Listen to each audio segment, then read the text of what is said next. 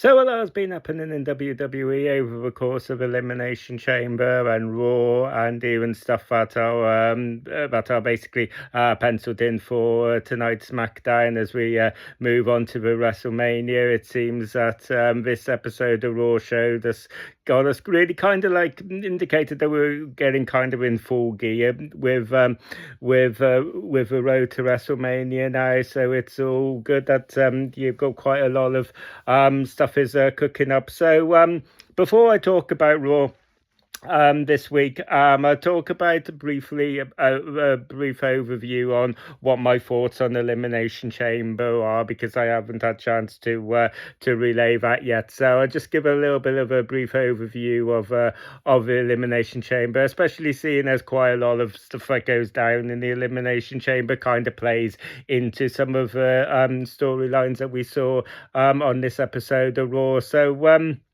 if we start off with the women's Elimination Chamber, I thought it was all right. I see quite a lot of people getting quite a bit of hate online for this, but honestly, yeah, I thought it was pretty good. I mean, we had basically Alexa Bliss essentially getting taken out by Oscar's Mist, which kind of like felt maybe that would indicate a bit would kind of be a bit of a catalyst for a feud, but they are on different rosters at the minute, although that's never really stopped them.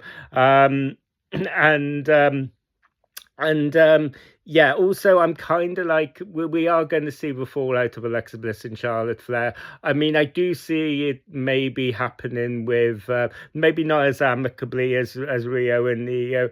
I think that maybe we do maybe see a bit of a heel turn. If we don't, I think you could maybe do that feud. I think it's there, but I would expect maybe Alexa Bliss to turn heel in this feud, and then you've kind of got so who knows? Maybe they'll skim over it. But honestly, I thought it was an okay Elimination Chamber. You know, it wasn't a standout by any means, but it did everything that it needed to do. And you know, it was one of those cases where basically the obvious choice of Rhea Ripley winning was the correct decision. It's interesting because because this Elimination Chamber was essentially like bookended with obviously the women's Elimination Chamber, the men's Elimination Chamber, and in the men's Elimination Chamber we got a bit of a surprise result, which was also the right decision to not do the obvious thing there. So you know, that just kind of like accentuates the dichotomy, I suppose, of the Elimination Chamber, where you know it all depends on kind of like what the feuds and storylines and story arcs that you're kind of going for, you know, kind of dictate really what you should do. And sometimes that's the obvious thing to do. Sometimes it's best to pull a swerve in there. So but yeah, absolutely the right decision for Rhea Ripley to win. I think that the SmackDown women's division really needs them right now. And it needs Rhea Ripley, especially obviously Jade Cargill needs somebody to face off against, somebody who's got some, you know, star power on the road to WrestleMania, and you know who's a bigger star at the minute than Rhea Ripley. So absolutely, I think that was the right decision going forward. Again, CM Punk and Finn Balor. Again, fine match, did everything that it needed to do. I don't think any of us were really expecting Finn Balor to win here. It never really done enough to make me doubt myself. It never made me kind of think that maybe Finn Balor was going to win this. So you know, it was kind of a bit paint by numbers in that sense. But you know, I thought it was a solid match, and you know, we had the amicable handshake at the end of it, indicating that we are going to get a babyface Finn Balor. We got an even more bigger indicator that we're going to get a babyface Finn Balor on this episode of Raw. But we'll get into that. The AJ Lee and Becky Lynch match. I thought it was fine. I did kind of like expect that maybe Becky Lynch in my predictions with the other Becky Lynch was going to win, but honestly, this was a toss up. I felt it was perfectly feasible that they could have quite easily gone the other way on this, and especially seeing as we had basically because we got such a short road to WrestleMania as well. We've only got we've obviously we've only got a few weeks, so you could feasibly it could make sense that you could have AJ Lee hold the title and then maybe Becky Lynch winning it back at WrestleMania, assuming they're going to run it back at WrestleMania. So this is a swerve. This is going to obviously seep into this episode of Raw also. But yeah, we had basically AJ Lee kind of basically saying that she was going to be a full-time fighting champion. I had said that if I was going to be the case, I would welcome AJ Lee. AJ Lee winning the title. Obviously, this Elimination Chamber was in Chicago as well. So, if you're going to have CM Punk and AJ Lee walk out as champions, and just get, make a crowd go home feeling all warm and fuzzy in their tum-tums, absolutely do it. But yeah, I mean, it was interesting that we but actually, I'll leave the AJ Lee promo for a little bit until we'll fully get into talking about Raw, just so that I don't get sidetracked. So yeah, basically let's talk about Danhausen, right? So I mean, this was kind of the first real, I suppose, possibly the only thing personally on the Elimination Chamber I thought maybe was a bit of a letdown. And honestly, it's not really Danhausen's fault. I think Danhausen is going to be great on WWE. I think we got an indicator of this on this episode of Raw. So I don't think that there's any real problem with Danhausen. I think if you lean into that goofier side of wrestling, I think he can be fantastic. I'm not particularly that well versed with him. I've heard really good things about him. I don't think it's his fault. I just think that it was maybe executed in the wrong way. It wasn't the right way to introduce him. The fact he came out, so appropriately over the top with this number, and then he just vanishes in the puff of smoke. There wasn't anything to kind of follow it up with. I think that just left the audience feeling a little bit flat, I think. So, like I said, I just thought it was poorly executed. I think that maybe people had built in their mind there was going to be something bigger, where it was going to be Chris Jericho or something, or, even had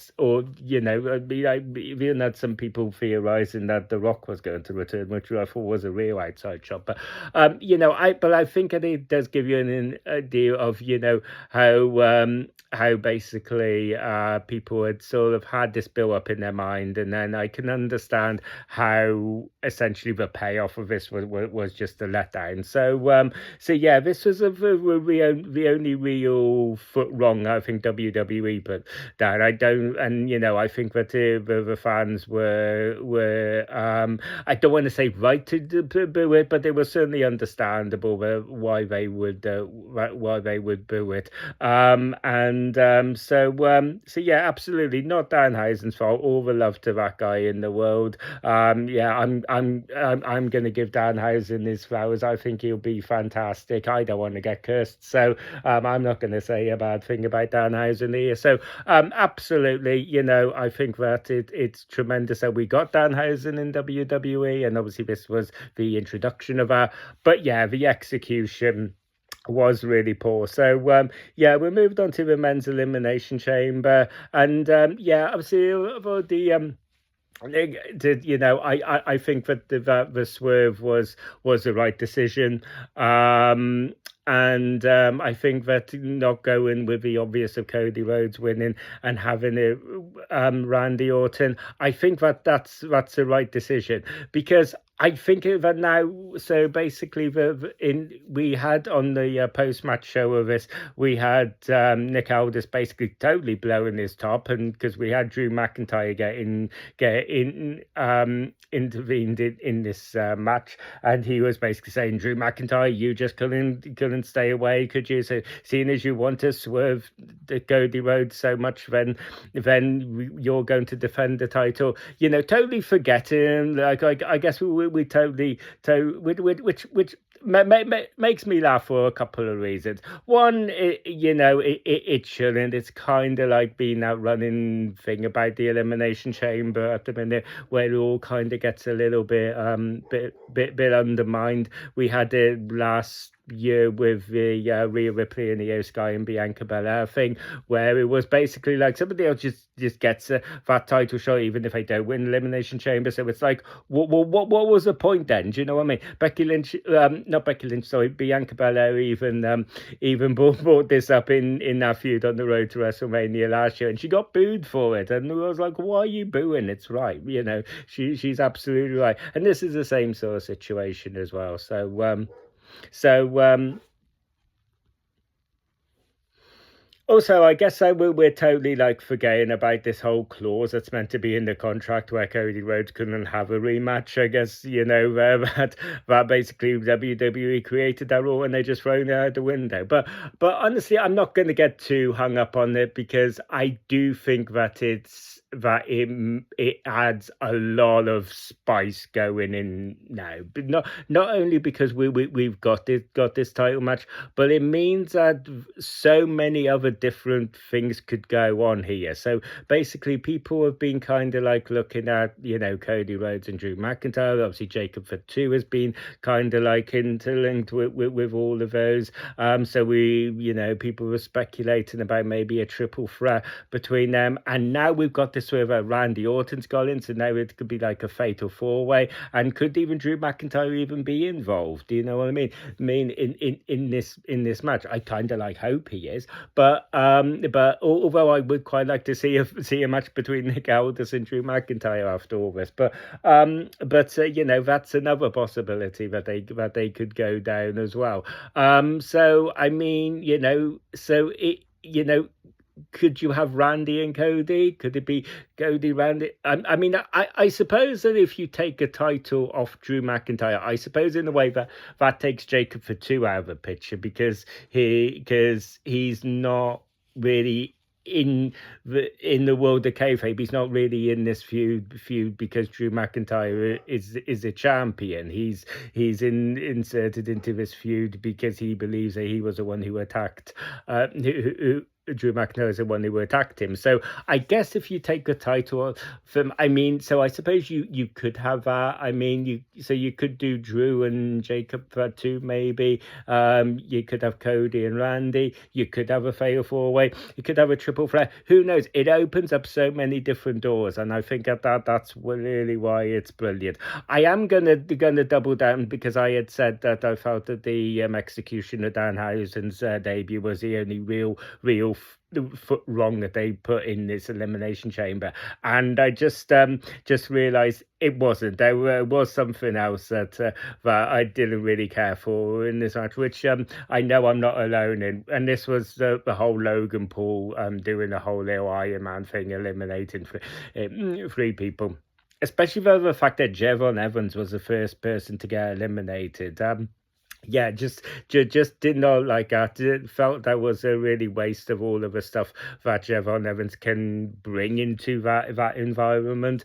But I felt that the fact that we had Logan Paul eliminating three people here was the biggest indicator that the original plan was we were going to have Bron Breakker come originally be in the Elimination Chamber, and that was going to be the segue for Seth Rollins returning, and then obviously he got injured, so they moved to to Bronson Reed, who also, you know, kind of works. You could have had him, Tsunami, everybody, and still had that kind of like, you could have still, it would have still worked, maybe to a somewhat lesser degree, but it would have still worked.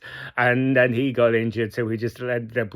So it seemed to be like it was just an example of WWE just really digging their heels in, basically, and just really kind of saying, this was the plan, so we're going to stick to it, even if it doesn't entirely really make any sense, sense for Logan Paul to be that. But yeah, so basically, obviously, all of this led into a segue for Seth Rollins returning. You know, I'm happy about that. You know, I'm happy that we got Seth Rollins back. You know, big Seth Rollins fan. So yeah, good that we got it back. Obviously, it's not the way I wanted to see him return. It's not the way WWE wanted to see him return. But you know, this is what we got. So yeah, I mean, on the whole, guys, in conclusion, I thought that the Elimination Chamber was okay. You know, I can't say it was a bad pay-per-view, because I think that you know, all of the matches were good enough. I just don't think it really did anything to kind of really triple light fantastic. Really, it needed something, and you know, something bigger than Seth Rollins returning as well, because we would all kind of like half expected that. So you know, there wasn't anything really to necessarily write home about with this one. So yeah, basically, if we go into the this episode of Raw, we had, like I said, we had Danhausen continuing here. He put the curse on Dominic Mysterio backstage, and initially I thought I liked that. I liked the idea, but I was a bit wobbly, just somebody who hasn't been as well versed with Danhausen. I was like, kind of like, I hope the curse doesn't always work out, because I don't want the result of every match to be that predetermined. I know wrestling is predetermined, but you know what I'm kind of trying to say here. Do you know what I mean? I don't want it to be all kind of like be like, oh, Danhausen's put a curse on, so obviously we know they're losing. Like I don't want it to be quite that black and white. You know what I mean? So yeah, but basically we had them put the curse on going into Dominic Mysterio's match against Penta.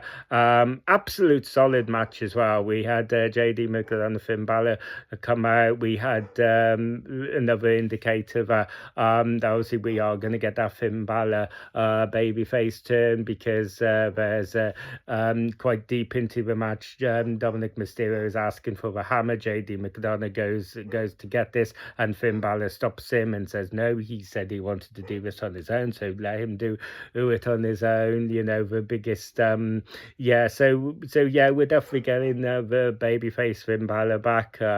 Where I want to say, but I mean, I'm not so sure now. I've been talking about the breakup of the Judgment Day, but it feels like we've been talking about that forever and a day. I mean, I guess there's no real reason to maybe break up a Judgment Day. I guess Finn Balor could just break away from it. You know, it seems to be like it seems to be like the longest breakup in history. But honestly, yeah, solid match. I thought that it was you know, really happy for Penta. It seems that, you know, since his debut in WWE, it's always been just kind of like he's been kind of grinding for this, and you know, so yeah, I think it's great, and you know, I think that it's, again, to kind of go back to I think it's great that we can have title changes is significant on just a random episode of Raw or SmackDown as well. I do think that it's good that we're not just reserving those for the PLEs anymore. So I think it's all good. We had a continuing feud between Obafemi and Rusev, so we're definitely getting that. So that's another one, I think, that we can kind of like lock in lock in. Rusev's obviously losing, or at least I hope Rusev loses. You don't want Obafemi losing this early, seeing as how over he is. But yeah, we had Grande Americano against Rayo as well. I like I said, I've been quite into like the goofy side of wrestling, so I'm all down for that. I mean, the original, I guess the play here is we are going to have the OG Grande and the new Grande basically facing off in the mask versus mask match. I guess we're going to do that at AAA. It seems to make sense. I think that you can have the OG Grande Americano lose, and then he just goes back to Chad Gable. Who OG Grande Americano is actually sounding like Chad Gable. He's not even trying anymore. He's done with the accent now as well and everything. So it's just yes, it's not. So yeah, he could just go back to being Chad Gable. Chad Gable is Chad Gable. Nobody does Chad Gable like Chad Gable. He is just Chad Gable is just a guy who I find just effortlessly entertaining, no matter what kind of whether what he's doing. He's just always so entertaining. Obviously. The new Grande Americano has got Ludwig Kaiser totally over with the crowd, so that I think that's another reason why you can just leave him to kind of like do that, because it seems like they found the right character for him. We had Gunther and Dragon Lee here, which was possibly the highlight of the. I don't know if it's a highlight, but it was definitely the match of this episode of Raw. I really do, because for somebody who like went into this going, well, this will be a good match, but there's no way Gunther's losing. Come on, for somebody who went into that, like. WWE did such a good job of making me doubt myself sometimes.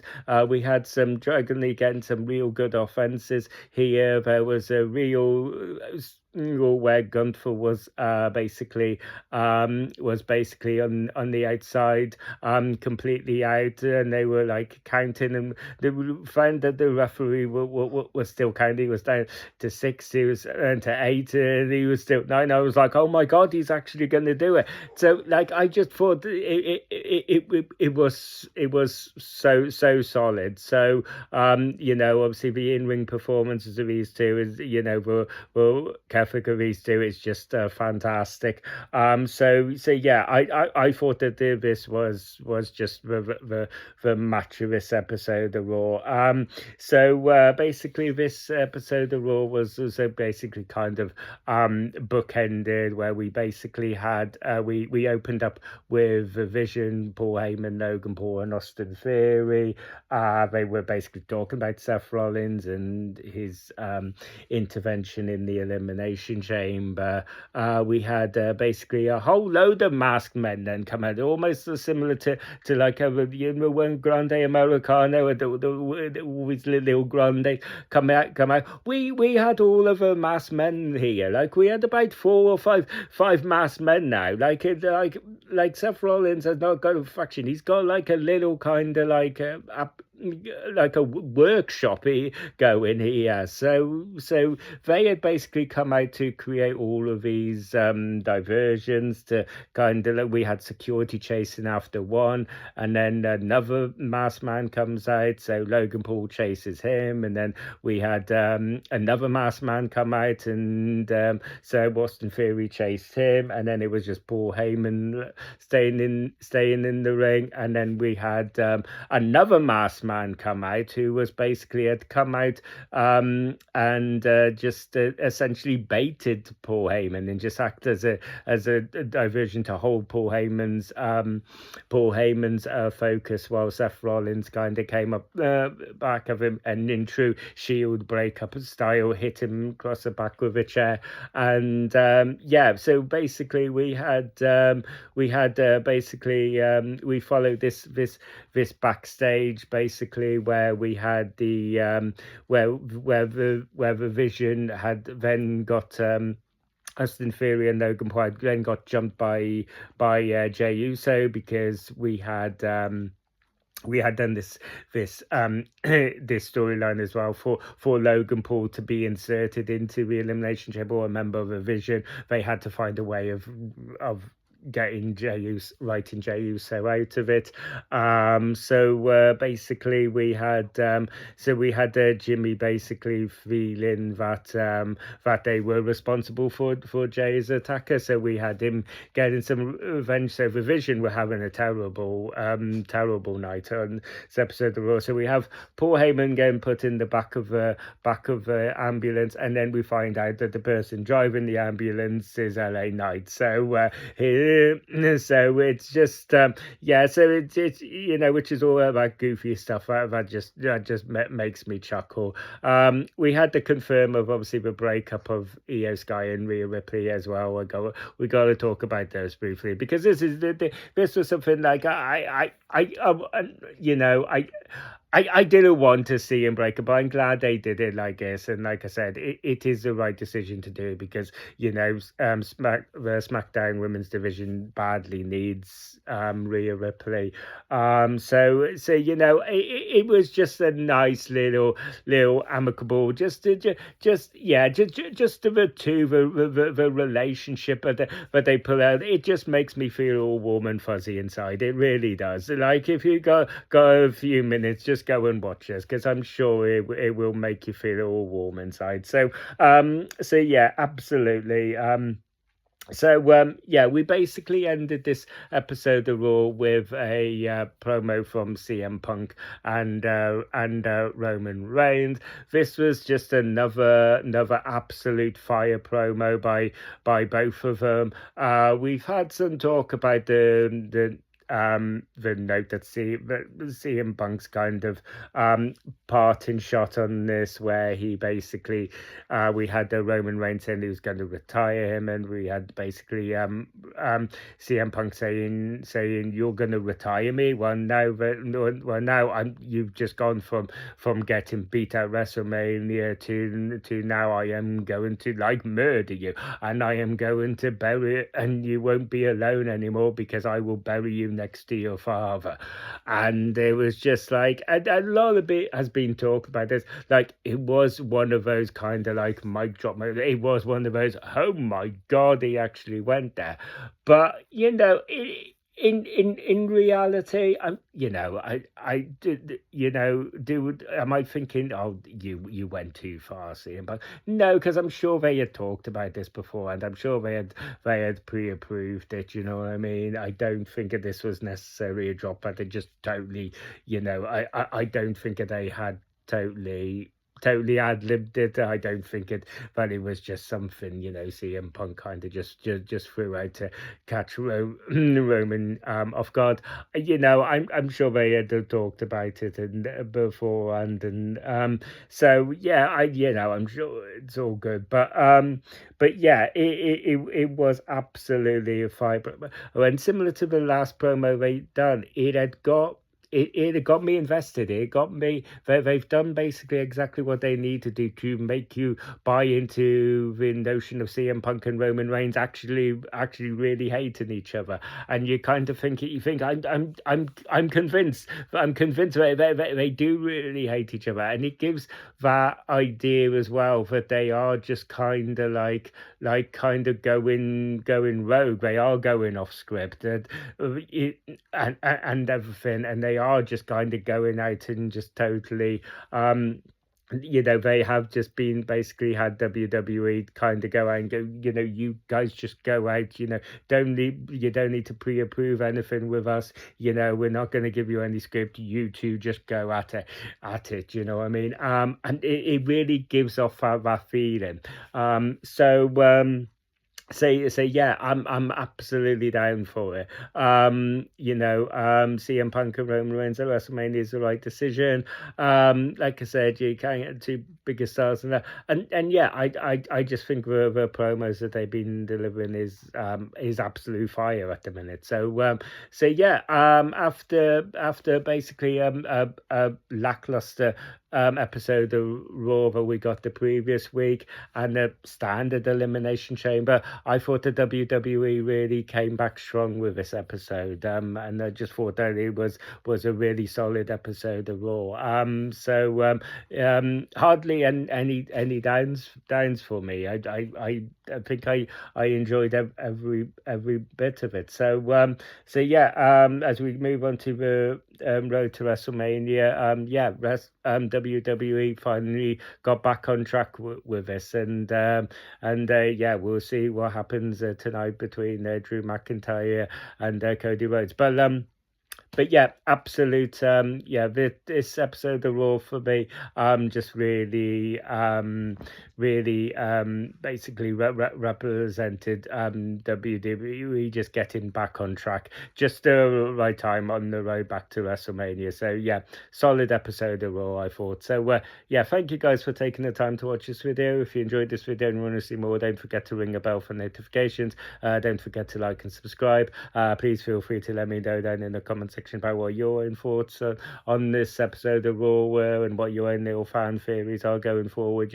All of our fun geeky stuff. Let me know down in the comment section. And as always, I will see you guys on the next video. You guys take care.